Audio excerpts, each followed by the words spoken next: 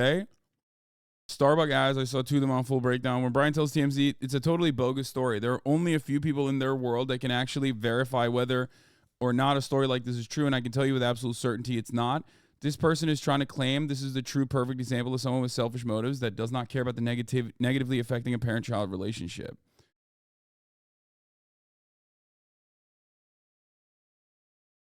For the record, Megan has said she does not tell children what to wear, particularly their eldest Noah. 5 years ago, she did a few interviews saying if a boy loves princesses and a girl loves baseball, that's not indicative of their sexuality. It's indicative of their communication and creative expression. We can't limit children by telling them how they should play. Exactly. Exactly. This is like basic stuff. It is super basic stuff. What are you doing? What are you saying? How is this in any way, shape, or form now a legitimate way to do politics? Oh, my politics are I'm freaking out about like a 5-year-old and how a 5-year-old is dressing up. Brother, they're 5 years old, okay? How about you worry about yourself? You absolute demon. You fucking freak. You sick fuck. It's disgusting.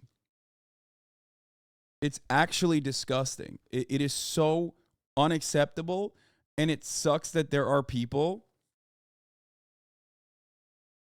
It is so disgusting. And when I see people celebrating that kind of like weirdo behavior, it hurts my soul. Okay? It hurts me to my core to see people look at like a gross weirdo pervert like this, taking fucking like paparazzi snapshots of Megan Fox and her fucking children, and then losing their mind over like what their choice of garb is. That's not politics. You're a creep. You're a fucking creepy, possibly pedophilic pervert, okay? And when I see other people, you know, substitute this for politics, it blows my fucking mind.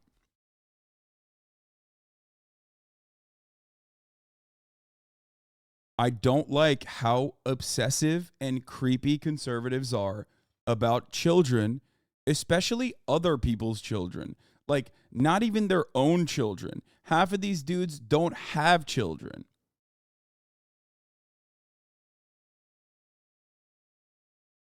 Okay?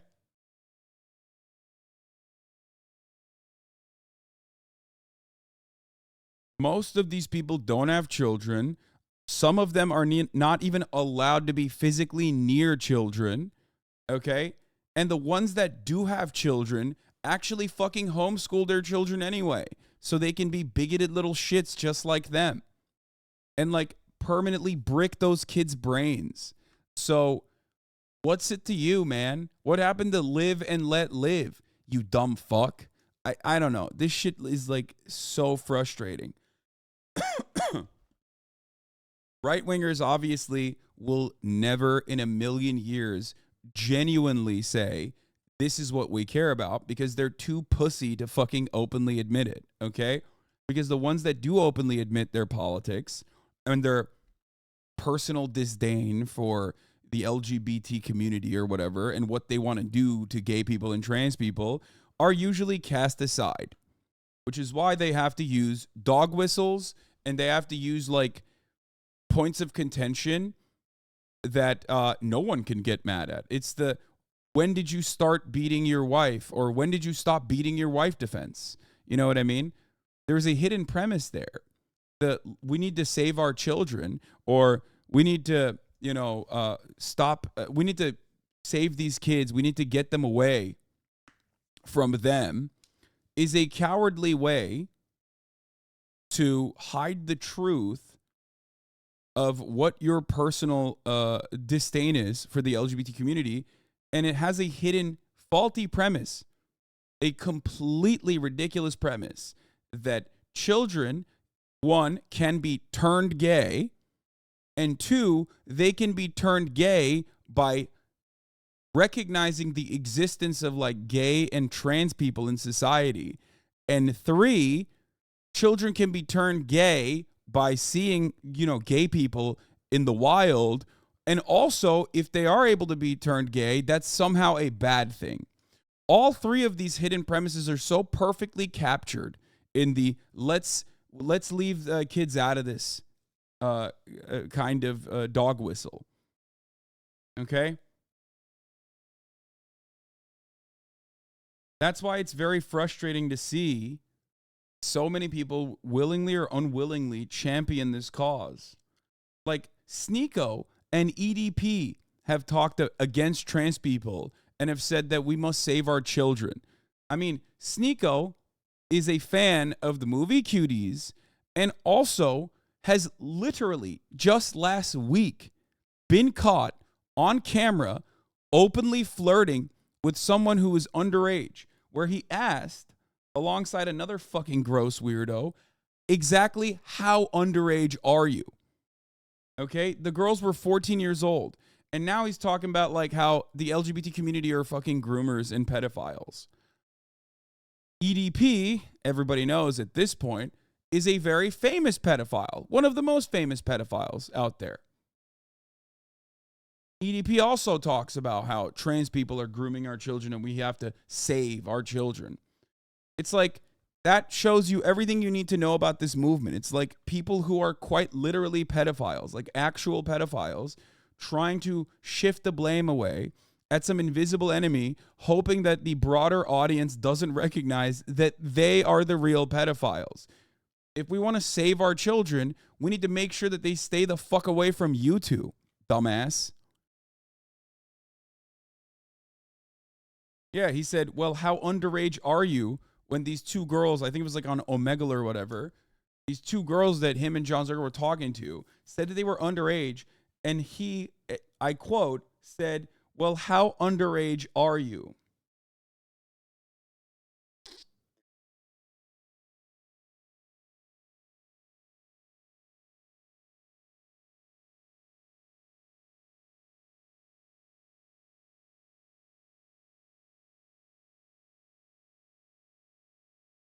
They were 14.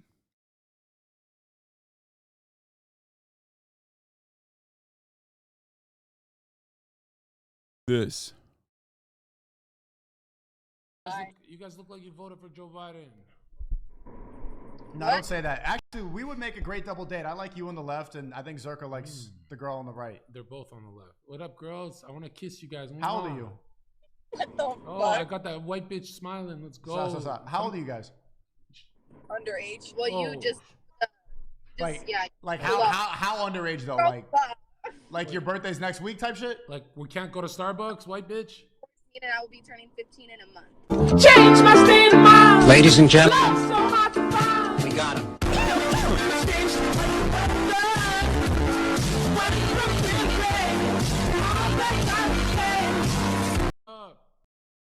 Yeah, that's the guy talking about if leaving the children alone is homophobic. What does that say about the LGBT? It's like, bro, we got to leave the children alone. Like, you got to leave the children alone. You know what I mean? Like, you definitely got to do that. And then it's like the second part of this clown behavior. The second part of this fucking clown behavior comes from the likes of Ben Shapiro, right? Where they also lose their minds at the rainbow flag. Okay? You are not a serious person if you see the White House drop a rainbow flag and you just lose your mind. Not one American soldier fought and bled for this flag. Not one American taxpayer paid taxes to the government for this flag. Not one law has been passed under a government elected under this flag. Like, does he think it's gay Wakanda or something now? America now is like gay Conda? Like, it's not a real nation state, Ben. It's not. It just says like, hey, there's a lot of gay and trans queer Americans, some of which actually were in the military, you know, some of which are still in the military if you care about the military. You know what I mean? And, you know, this is just a recognition from the United States government, perhaps like the most subtle and like smallest bit of recognition that like gay people exist and we care about them, which is so funny, especially considering that the government is not exactly super on the side of like defending gay people or trans people in general, okay?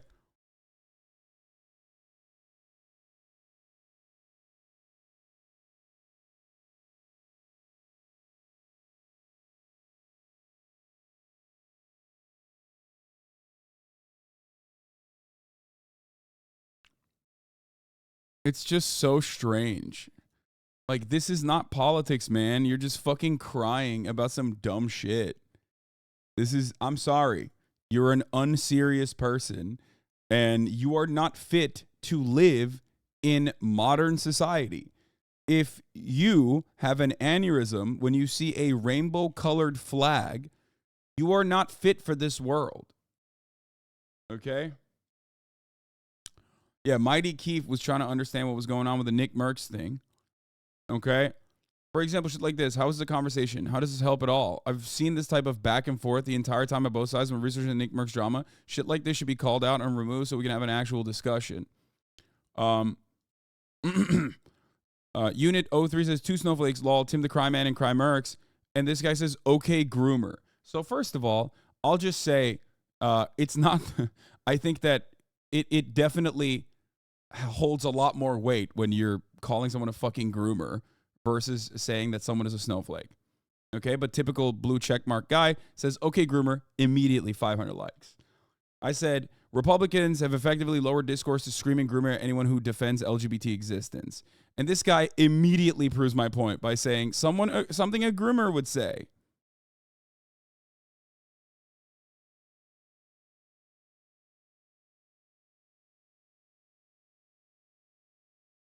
And then there's always guys like this too, which is like,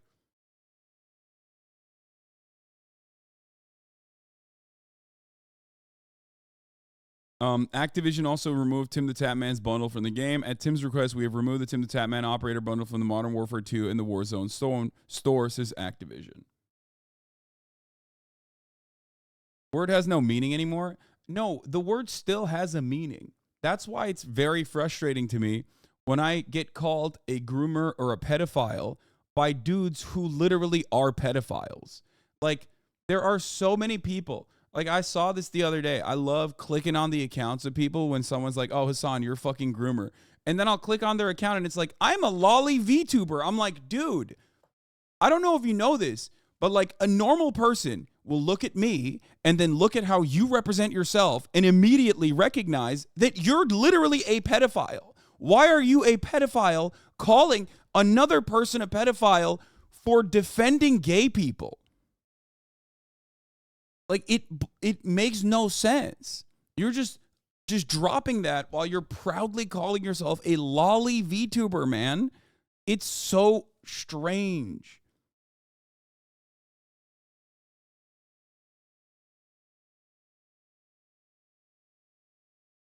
And it's so common. It is significantly more common. When they have a 23 tweet thread defending lolly as an art style, yeah, it's weird, man. It's so fucking weird. So gross. Groomer / pedo is becoming the cuck of 2023, a meaningless word overused to death over and over again by people too dumb to navigate a single serious thought because they've never had one. Same reason why they buy the same game year after year. Yeah.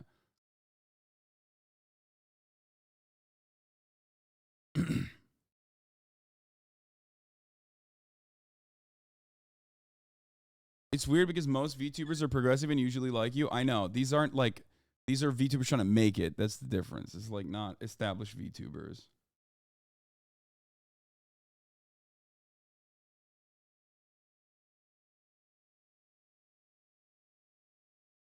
They don't think what they do is grooming because to them they're raising the kids how they want. Yeah.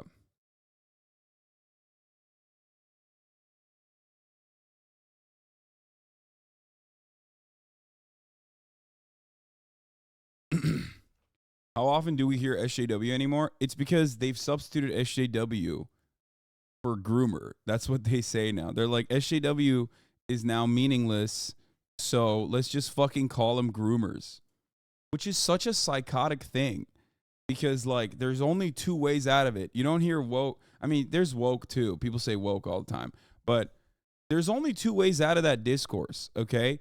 Either everyone becomes schizophrenic, like the dudes who are just literally throwing this accusation out there left and right, or the positive outcome of this will be most normal people look at this and go, that's gross. You're being gross. You're being fucking weird. You're constantly talking about children's goddamn genitals. Get the fuck away from me.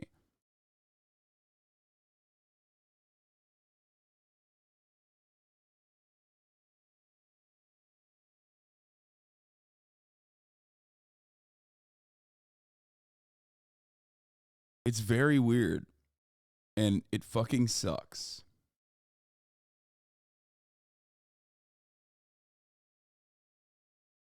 Anyway, there's another thing that I was gonna tie on to this, but yeah, I don't think this is like, I don't think someone being called a snowflake is the same as someone being called a groomer. I don't think those two words hold the same level of weight. I know that Mighty Keef's larger point here is that like discourse has been whittled to someone being like, you're a crybaby, and the other person straight up calling them a groomer instead of like actually having a conversation. But it's really hard to have a conversation with some of these fucking people because all they got is this. They just be like, oh, dude, you think we should accept gay people? Okay, groomer.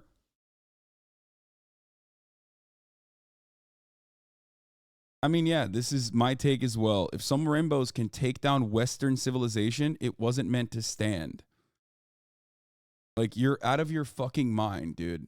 You're out of your mind. Saying, like, we shouldn't hate crime gay people means that the West is fallen. The hate on you has been insane. What the fuck is happening? Yeah, I know.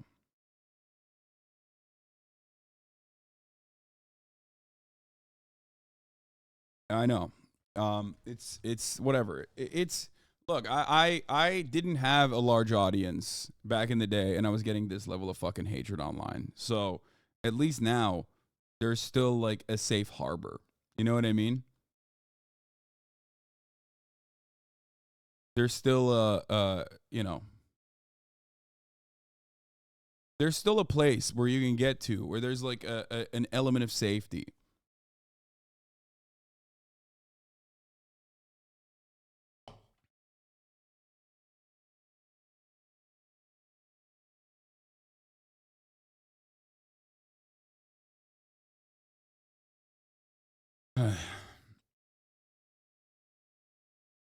One of the best Juniper tweets, screen cap. I used to think the Progress Pride flag was kind of mad, but then I realized that conservatives catching a glance of it causes 100 concurrent 9/11s in their minds, and that's pretty dope.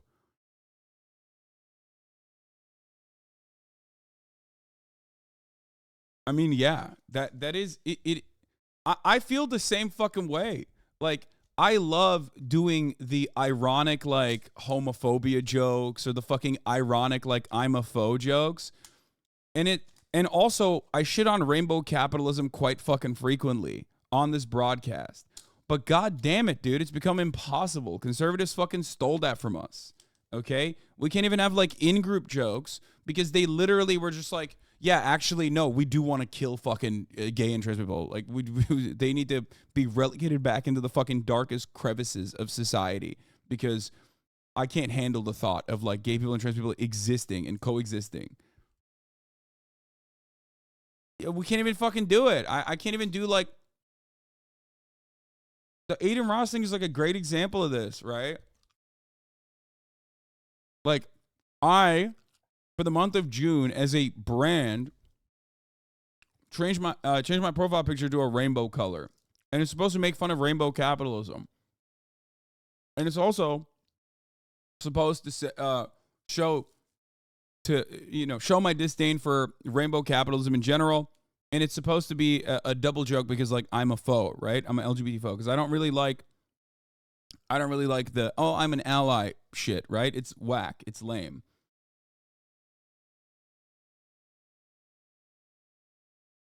And they can't see it. They don't understand that. They don't understand humor. They don't understand irony. They just like fit you into this neat little box and go, oh, dude, you put that up because you're like, just, you think that is like showing support for gay people.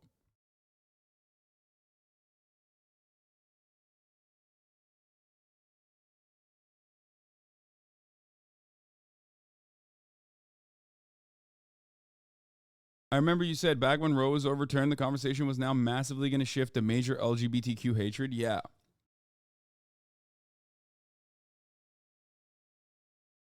I don't think it's as lame as you think. As a kid, it meant a lot to see rainbows everywhere. Yeah, I understand that. But this is also a community that already is like fucking, supportive of LGBTQ people without showing rainbows. So it's like, that's my point. My point is that like, I already advocate for all that sort of stuff. We can have fun.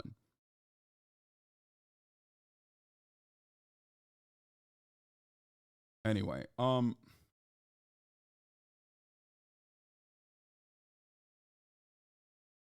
you're describing this shit as minor day solver? What?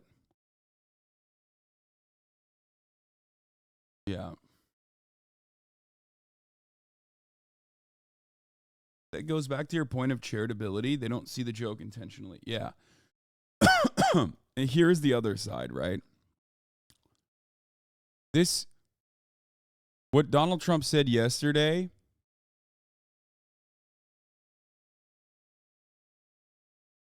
what Donald Trump said yesterday in North Carolina has like burned into my mind. This paired up with that poll that we saw. I think it was on CNN, the YouGov poll. Basically shows you that American politics is so done. It's been done, but it's never been as done. Okay? The poll we saw was the Unabomber? No. Do you remember the YouGov poll that we looked at? Republican voters and what they care about? And like, it was like 70% owning the libs. And then the second thing on there was like, end wokeness. And then like, there was, the third one was, I think, like making sure that there is no gun control at all. Like those were the three major things that they cared about. Only one of them is like kind of a policy. Yeah, this is, wait, what? CBS News poll on how 2024 GOP presidential could be Donald Trump versus Trump fatigue. This lives in my mind. Okay? But here's Donald Trump even personally recognizing how kind of crazy that is. Look at this. Critical race theory, transgender insanity, and here. Critical race theory, transgender insanity, and other inappropriate racial, sexual, or political content on our children.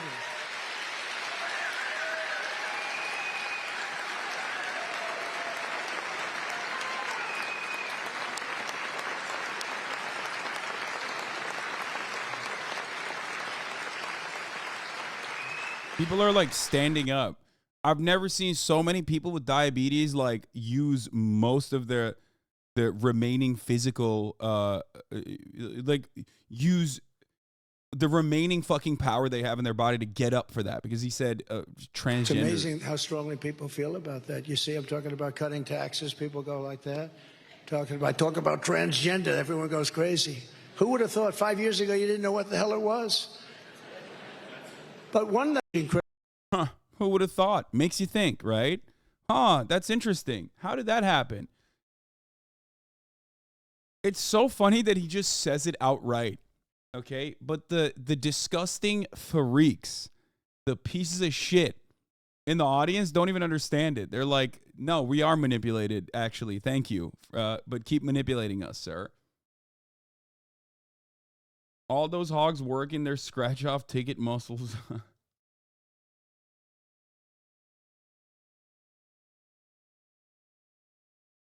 Yeah.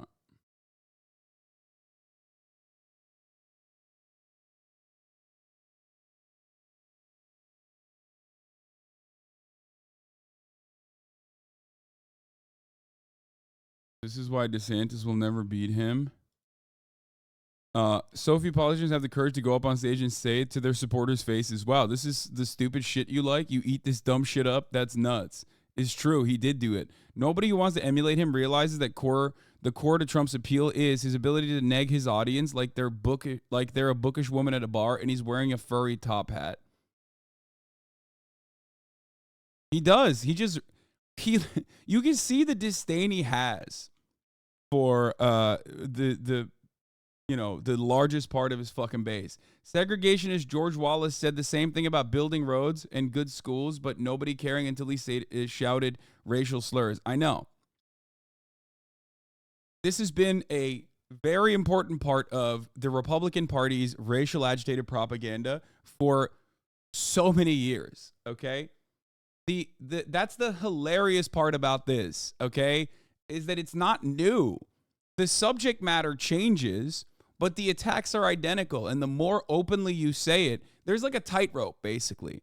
As long as you balance it so that you don't go super overboard, but you just say the right things, and you say, like, trans people are crazy, you'll get the claps and you will get the applause. They don't give a fuck about the actual policies that hurt their lives, that harm their genuine material conditions. It was like when you were saying that Joe Rogan shouldn't know about facial feminization surgery. They're being instructed on purpose. Yeah.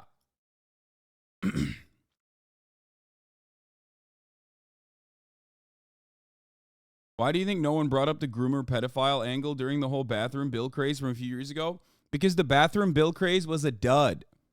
Okay? It didn't work. Republicans went off on trans people in North Carolina, and everyone universally said, no, that's fucking insane. Shut the fuck up. And then they went back to the drawing board and they focus tested different attacks, different angles of attacks. And a lot of things happened in that process too. QAnon broke a lot of people's brains. Like, people felt increasingly more isolated and found safe harbor on internet spaces online. They started developing, like, the only kind of way to combat social isolation during COVID was online. And people's brains broke completely. And then they came back. They came back stronger than ever before. They focus tested it. They found out that, like, the most viable angle of attack for trans people was cis women playing with trans women in sports, because it wasn't even about trans people, because most people just think, like, trans people are weird. I don't really get it. It's apathy, right? But they care about this sense of fairness. So they were able to straight up hammer on and on and on again that trans people were eradicating fairness. They were eradicating fairness by existing. So they paired it up with a significantly more successful strategy and then relaunched the anti-trans vitriol. And the reason why they were attacking trans people was because they could no longer attack gay people. And they basically are attacking gay people now as well, by the way, because the more people do not fight back against this kind of reactionary sentiment, the more they will increase the stress, the more they will go crazy. And a big pivotal moment in this entire conversation was at the top of the hour when there was a 3-minute ad break, and I left I did not run it for 20 minutes. I'm going to run it now.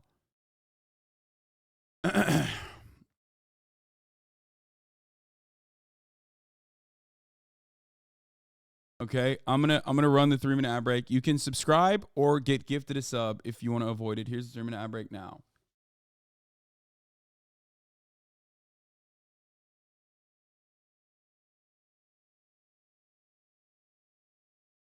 Okay. So, as I was saying,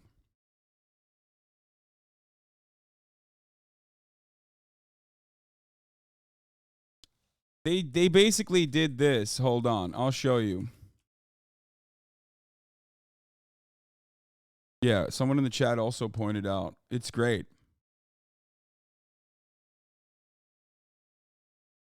There was an ad called Boys Beware. Okay?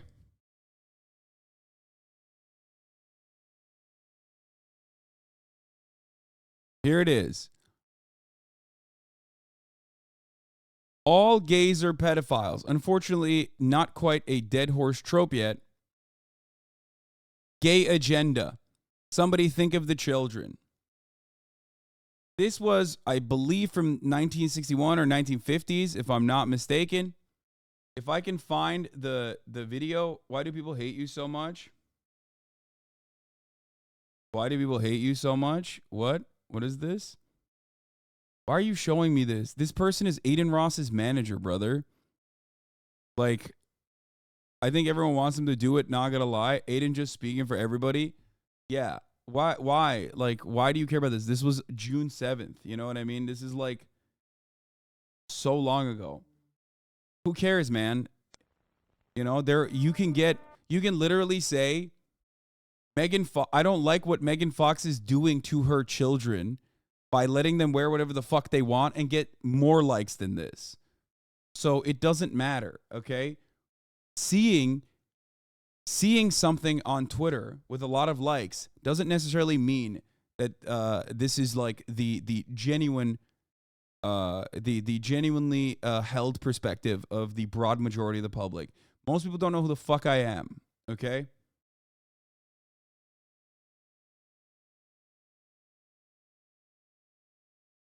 It's irrelevant. It's dumb. It's basically a manifestation that I am an accessible person that embodies all of the left-wing ideologies that they fucking despise, that they've been conditioned to hate. Okay? That's it. A lot of this anger and resentment, at least at the core, comes from that. And then the rest are just like meat riders and people who are click farming and people who are engagement farming. And they see other people shitting on me and go, oh, that's the right thing to do, I think. That's the cool thing to do. Let me do that as well. Okay? That's where this comes from. I am the left-wing boogeyman. I am their left-wing sleep paralysis demon. Okay? And for many others, I'm just like a guy that their little brother watches or their little sister watches or the girl they have a crush on watches, and they fucking get so frustrated by that. That's it. But they can't do anything about real politics, so they lash out at whatever is accessible. People that have an opinion on me like this are unserious people. You're yelling at a Twitch streamer. Okay? You're yelling at just some fucking guy. You're yelling at a Twitch streamer. You're not really doing anything. It's not real politics, and you are baby-brained into thinking that like yelling at a Twitch streamer is doing some form of real politics.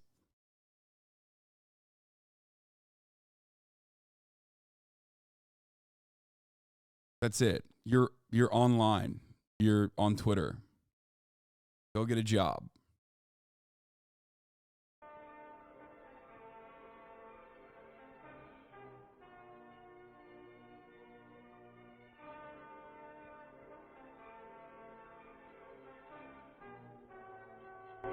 Here, this came out in the 1950s. Okay, here.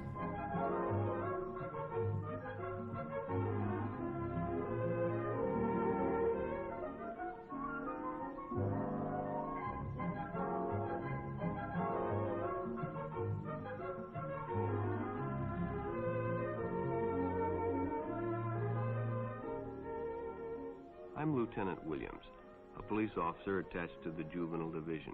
I'm on my way to Monroe Junior High School to talk to a group of young people. That looks innocent enough, doesn't it?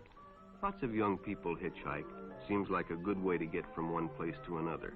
But sometimes there are dangers involved that never meet the eye. Let's take the case of Jimmy Barnes. Jimmy played baseball all afternoon, and he didn't feel like walking home, so he decided to thumb a ride.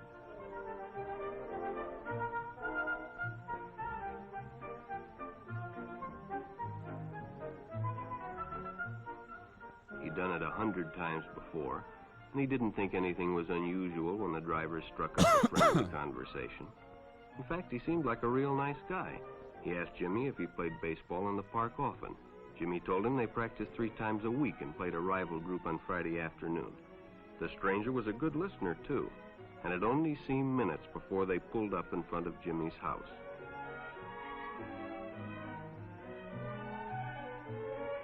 When Jimmy got out, the stranger gave him a friendly pat. Then he told him he'd see him again, as he always drove by the park on his way home.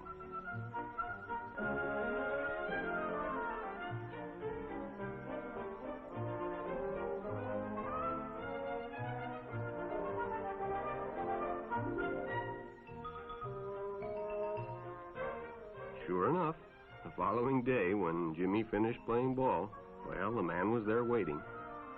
Last time we watched this, we were laughing about how fucking stupid and how silly it was. Okay? And over the course of the 1 year that I think it was about a year ago when we watched it, homophobia and transphobia have like skyrocketed both at the Republican state legislatures all across the country and especially on Twitter, that now I can't even fucking laugh at this shit. It's so stupid, but it's like way more nefarious when you recognize the purpose behind this kind of vitriolic sentiment, this kind of lie.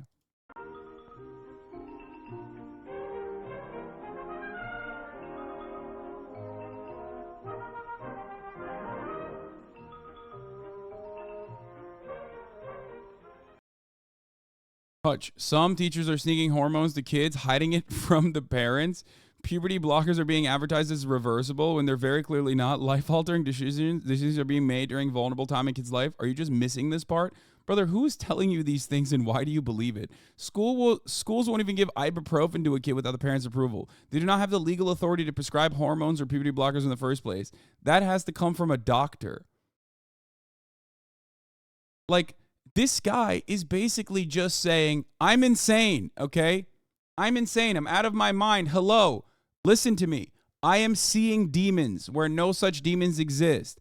I need you to understand this. I am out of my fucking mind. And then you have to sit there and be like, this is not real. And then their counter to that could always be, like, well, you're wrong because you're a fucking groomer.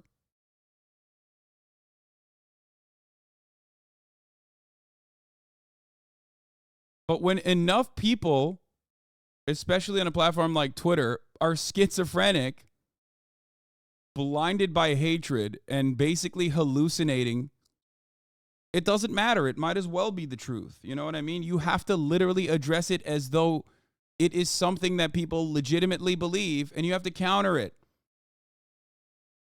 It sucks. They stopped at a drive-in, and the stranger treated him to a Coke.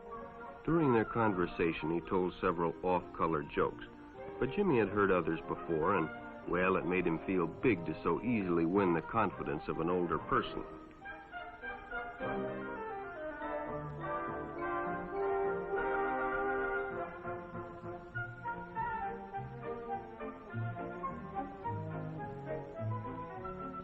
The following Saturday, they went fishing together. By now, they were using first names. Ralph said it was more friendly.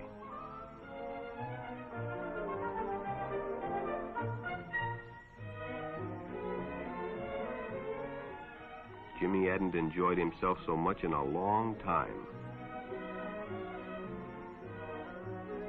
Then during lunch, Ralph showed him some pornographic pictures. Jimmy knew he shouldn't be interested, but, well, he was curious. What Jimmy didn't know was that Ralph was sick. A sickness that was not visible like smallpox, but no less dangerous and contagious, a sickness of the mind.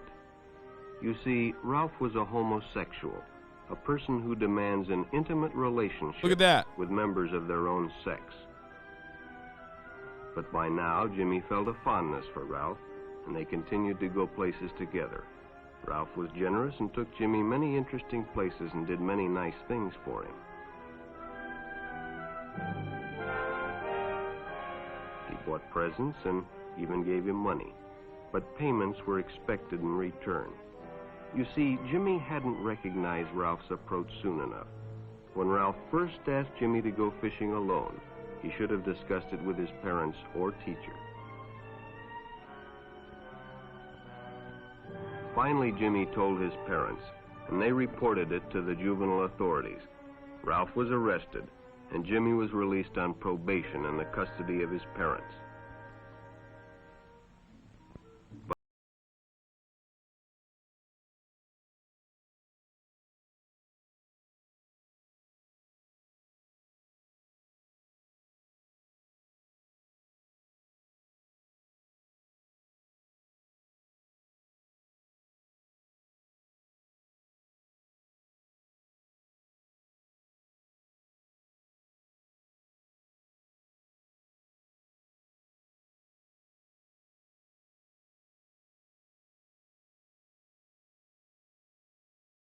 He was friendly, and, well, it was better than playing alone. But after a few shots, Mike realized he had already overstayed his time and suggested he better leave. The stranger told him if he'd like to stay longer, he'd be glad to drive him home when they finished. Sounded great to Mike. Chance to play longer and get a ride home, too.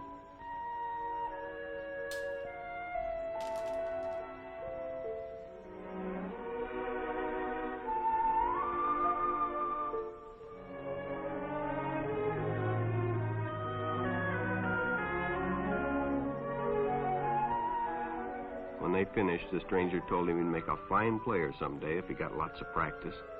The companionship, the praise, the friendly attitude dispelled any misgivings Mike might have had about going with a stranger. He probably never realized until too late that he was riding in the shadow of death.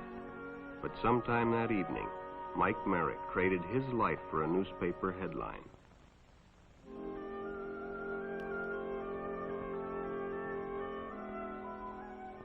As Denny and Jerry got the papers ready. Start the timer. We hit a we just did a PP at 2:30. I'm gonna take her out again. I'm not making mistakes no more. Every hour, baby. That's what we're doing. Every hour. For Jerry's afternoon delivery, they only casually noticed the two boys that raced by in the afternoon traffic, and they didn't pay much attention to the car that drew up shortly afterwards until the man called them over.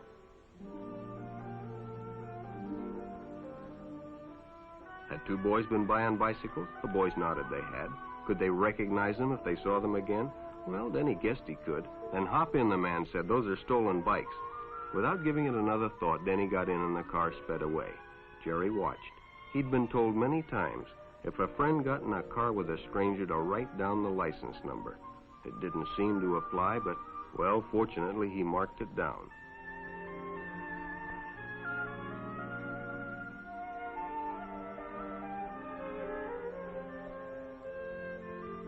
When he delivered a paper to Denny's house, he asked his mother if they'd caught the boys that had stolen the bicycles. Denny hadn't returned, so he told her the story and gave her the paper with the license number.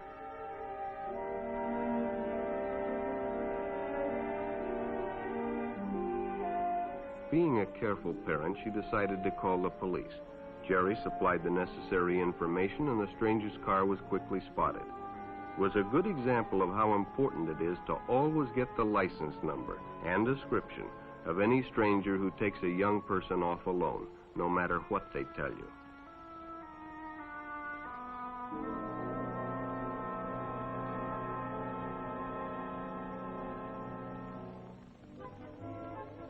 Public restrooms can often be a hangout for the homosexual. Bobby and his friends hadn't noticed the man who had been in the restroom when they changed, and as it was late, he suggested they take the shortcut under the pier, but the others preferred to take the more traveled way home.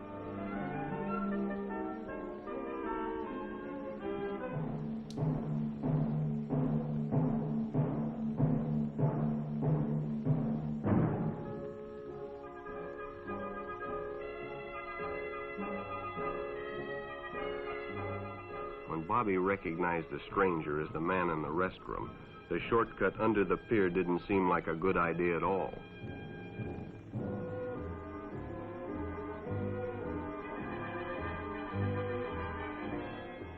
After all, it's more fun to stay with your friends anyway. Bobby had made a wise decision. It may have saved his life.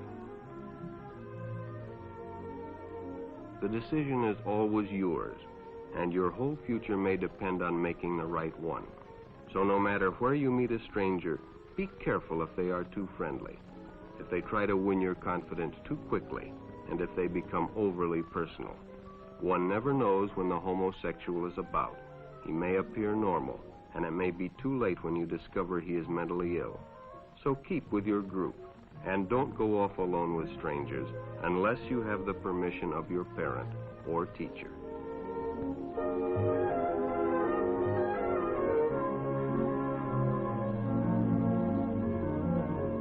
There you go. The end. Identical arguments were launched towards gay people over and over again, calling them fucking pedophiles, calling them pedophiles. I didn't see a single goddamn priest in this video. Okay? I didn't see a single goddamn Republican congressperson in this fucking video.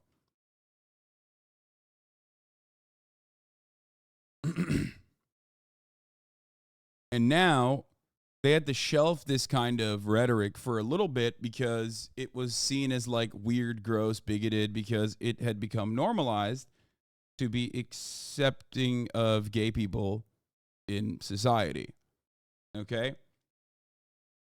That pendulum is swinging in the other direction. That's why you see so many like literal gay ass click farming, engagement farming meme accounts on Twitter post like their fucking QAnon uncle, but they're just saying Riz and on God. So all of a sudden it's like not the QAnon uncle's politics. Like you see it is because like the pendulum is swung in the other direction on a place like Twitter, and people for the most part care about engagement.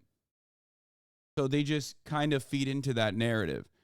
These are the same people that were throwing up the BLM fists on their accounts, 2 years ago.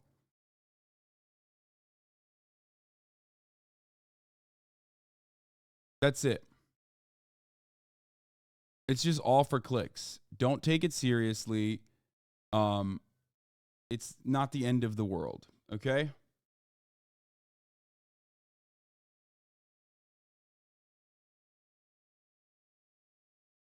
And it's probably going to get even worse. It's probably going to get even worse. The reactionaries are just getting louder. They are only doing so because they're seeing themselves increasingly outnumbered and it terrifies them. No, I think on Twitter they're getting highlighted. So that's the reason why they do it is because like this again ties back to the whole like this ties back to the whole fuck Hasan narrative that you see all the time. Like, people hate Twitch streamers, okay? But Twitch streamers still have fans and stuff on Twitter.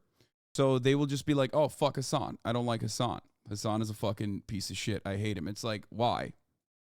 What have I ever done to you? Why do I occupy any space in your mind? Be healthy about it. And just, like, never watch me. Right? But no.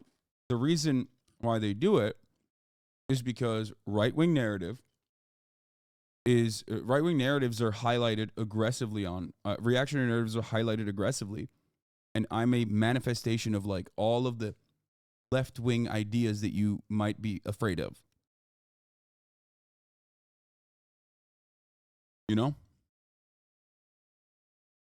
1970s homophobia, 2020s transphobia. They're indoctrinating kids. They're recruiting in schools. Kids will grow out of it. It's the parents' fault. It's not natural. They're too young to know. It's all the same.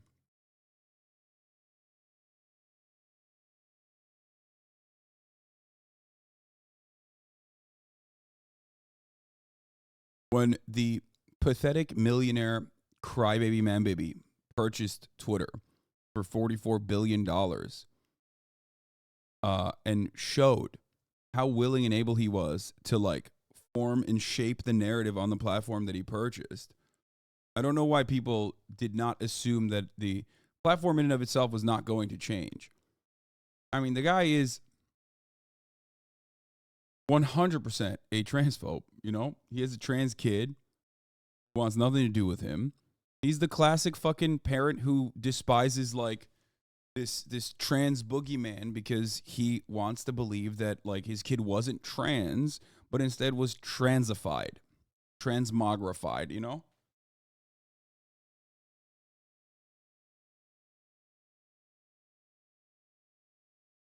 Saw a Reddit post from a girl who said her boyfriend is mad at her because she likes you and thinks you're attractive. Dudes are so lame and insecure. It's sad.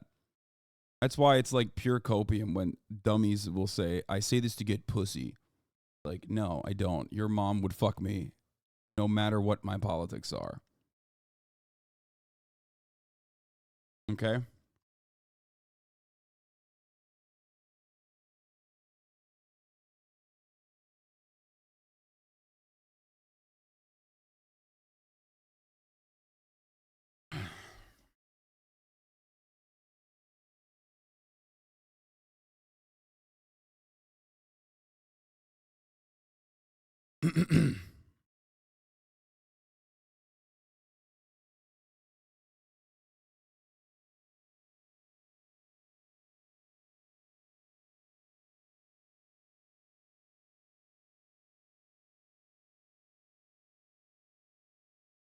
What?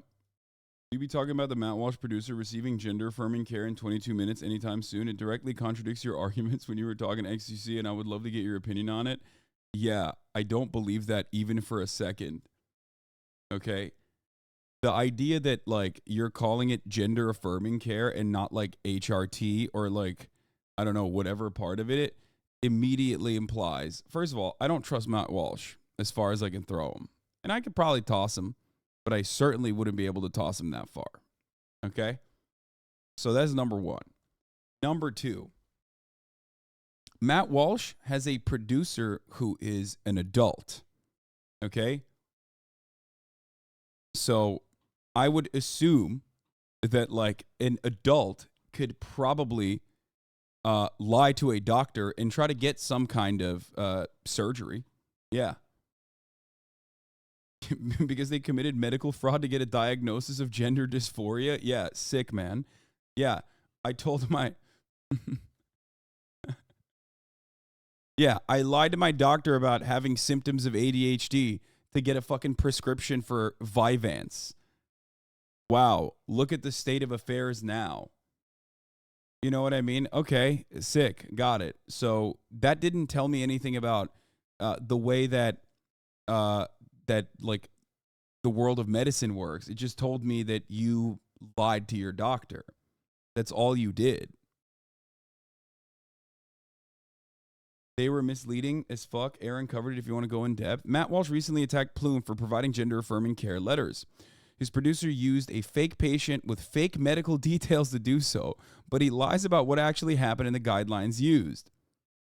To understand what Matt Walsh is attacking, you need to first know something about the history of how trans people have obtained care. 100 years ago, transgender people were routinely institutionalized and given electroshock therapy. Starting in 1979, Harry Benjamin released the very first standards of care. These would later evolve into the WPATH standards of care, continually revised. The first standards of care had problems, though. The most major and egregious problem is that trans people used to have to convince a therapist that they could pass as their gender. For trans women, this meant wanting to be a housewife, dating men, dressing in extremely feminine clothing, and more. There were other problems. That's fucking wild, but, you know, expected, okay? In order to get care, you had to do real-life experience for 2 years before even obtaining hormone therapy. You had to often move far away from where you lived. You had to pay therapists extremely large sums of money to get through the system. It was atrocious. Everything changed in 2011 to 2013. The DSM-5 was released, and gender identity disorder was no longer a mental disorder. Instead, gender dysphoria was a disorder alleviated by transitioning. Here are how clinicians judge gender dysphoria. At least two of these must be present.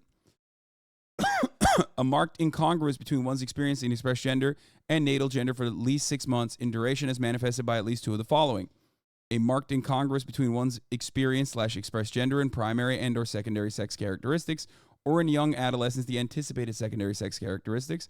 A strong desire to be rid of one's primary and or secondary sex characteristics because of marked incongruence with the experienced gender.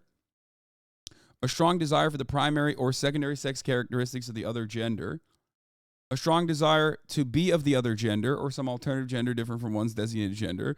A strong desire to be treated as the other gender or some alternative gender different from one's designated gender. A strong conviction that one has typical feelings and reactions of the other gender. Now, these are broad, but very deliberately crafted guidelines for trans people to tell their medical professionals, like, this is how I'm feeling. What should I do? Okay, I think I have feelings of dysphoria, and I would like to undergo gender confirmation. No, it is not non-binary erasure. Okay, that's not non-binary erasure.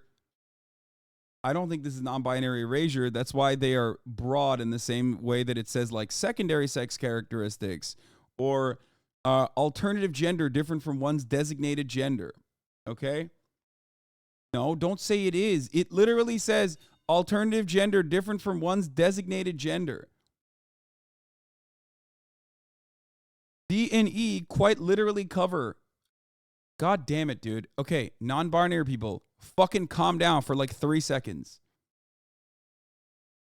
You said there were extensive psychological examinations and consent needed during the XUC debate, but this is showing that you could cheat the system with corrupt doctors? Brother,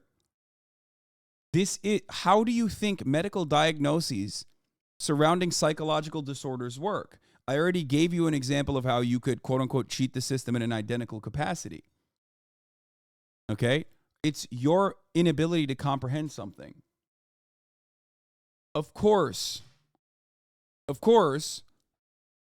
people can still lie, okay? But you do not write medical diagnoses on behalf of people possibly lying, okay? You can still lie to get drugs.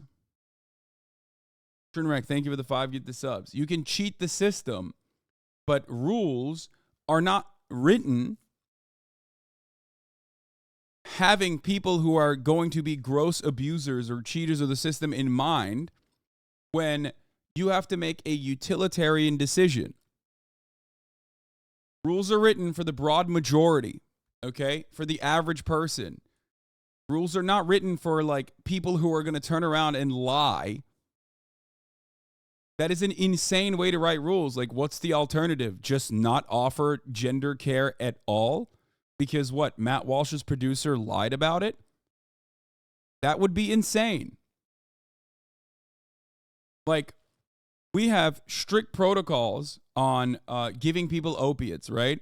Part of the problem was Purdue wanted to make a lot of money, and they did everything they could to actually lobby the government and straight up set up medical lobbying groups called like pain relief management groups and things of that nature.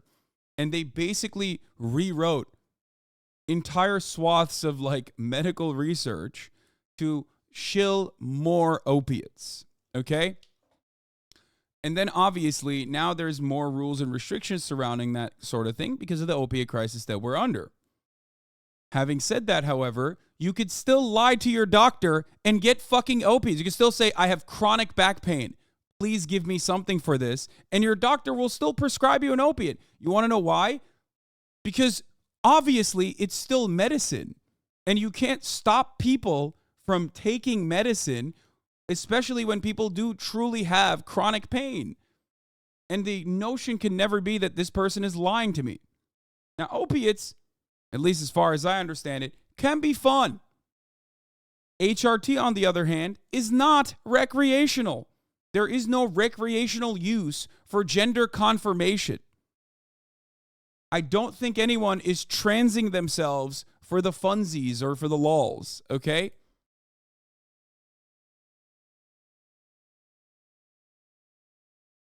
Meanwhile, we learned that there were so many transgender people than originally allowed to transition. WPATH opened the door for informed consent, HRT, meaning doctors can believe adult patients who are trans and manage care. This is where Matt Walsh comes in. He's been attacking informed consent and HRT really. And all HRT really. And so he set his eyes on Plume, one of the largest providers. His producer lied about their medical history so that he could get a letter for surgery.